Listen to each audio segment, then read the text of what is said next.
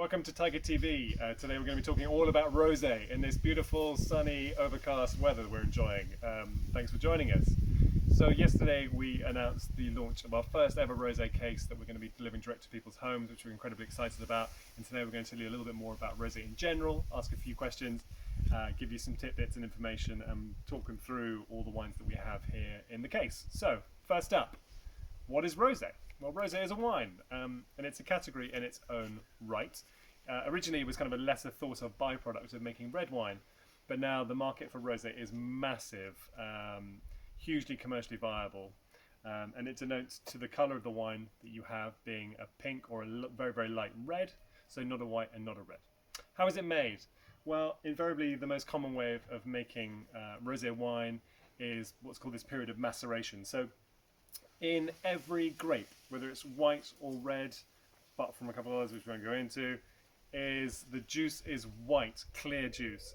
And the way that you get colour into wine is where you have the skins, all the colour is in the skins, and the skins breaks down, mixes with the clear juice, and then you impart colour and flavour.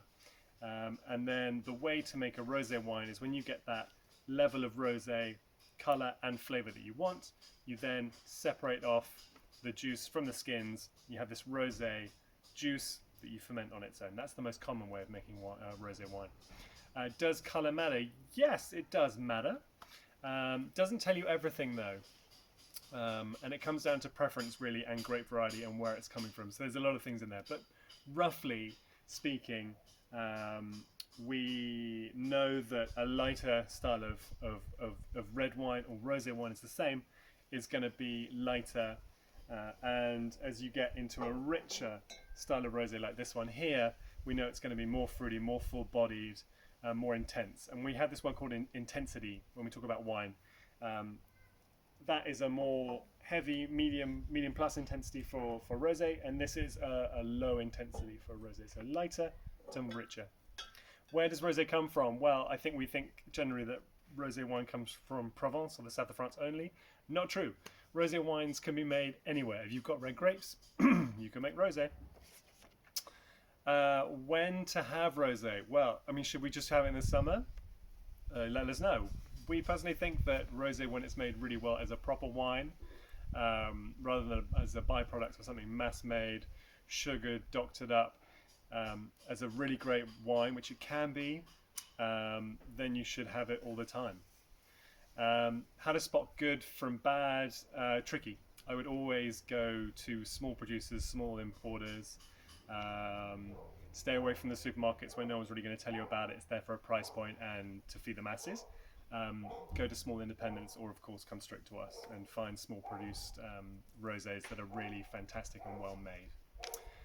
Mass production versus craft and natural. Yeah, always go for craft, as that's everything that we're all about. Purity and authenticity. The mass-produced wines will be made in bulk.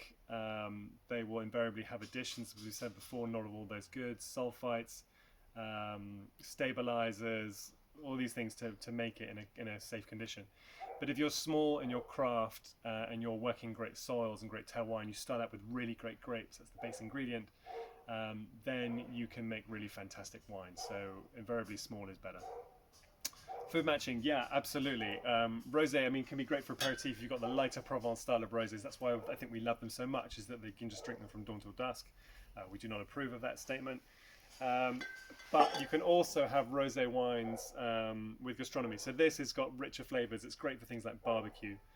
Can rosé make some of the best wines in the world? I mean, we've had brands like Whispering Angel, which get huge write-ups, huge reviews. Can they make the best wines in the world? I'm not so sure. But they can make fantastic wines that are crisp, fruity, chill them down, and they just bring happiness and pleasure for summer. And ultimately, that's what wine's all about. Thanks for watching.